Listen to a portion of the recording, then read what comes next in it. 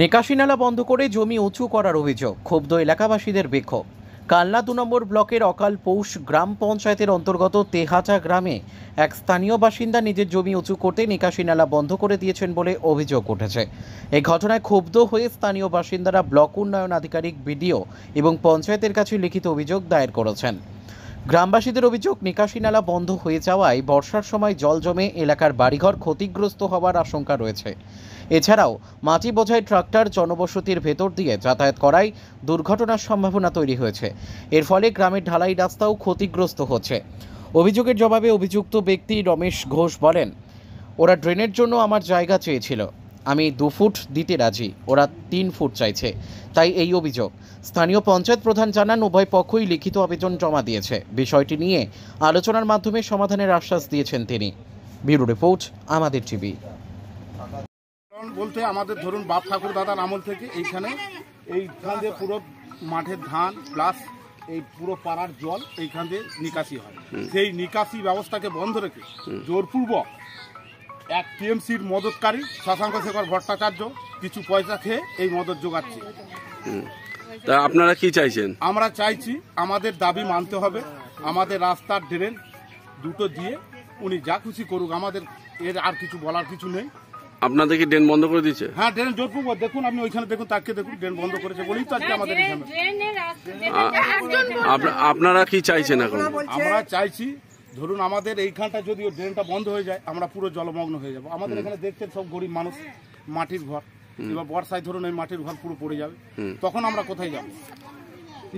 তাই আপনারা এখন ধরুন এই 3টে পুকুরের মুয়ান, এই পুকুর চারিপাড় আপনি দেখান হয়তো তাহলে বুঝতে পারবেন। এই পুকুরে যদি ধরুন জল ভর্তি হয়ে যায় তাহলে পুরো পাড়ায় জল ধরুন উঠে যাবে, তখন এবং মাটির বাড়ি আমাদের কি হাল হবে।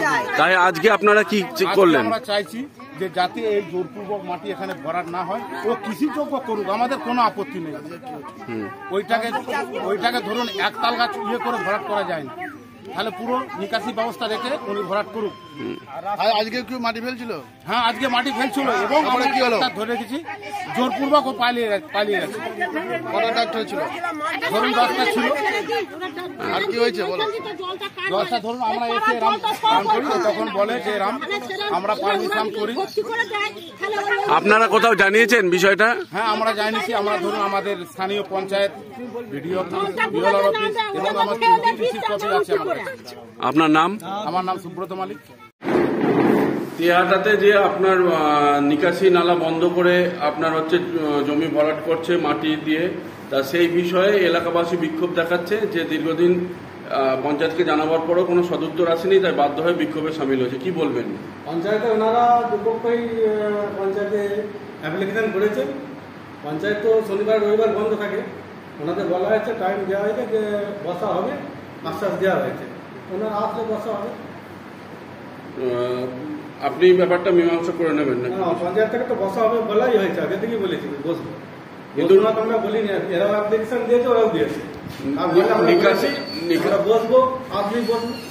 নিকাশি নালা বন্ধ করে কি মাটি ভরাট করা যায়? আপনার কি মনে হয় আপনাদের যে রুলস অনুসারে? সেটা আমি না গিয়ে দেখে আমি কি করবো? আমি তো দেখবো, সরজমিনে তদন্ত করে দেখবো নিকাশি নালা আছে কিনা, জমি আছে, আমি কি করে জন্ম আগে থেকে। আচ্ছা, আমি তাদের জন্য, তাই সেই জন্যই তাদের ডাকা হয়েছে। তারা আসুক, আসলে দেখবো, তাদের সাথে আমরা কোর্টে গিয়ে দেখবো, আলোচনা করবো, কোর্টের যেটা সঠিক সিদ্ধান্ত হবে সেটা আমরা নেবো। ঠিক। আপনার নাম? আমার নাম শ্যামল গড়াই, অকালপোষ পঞ্চায়েতের প্রধান।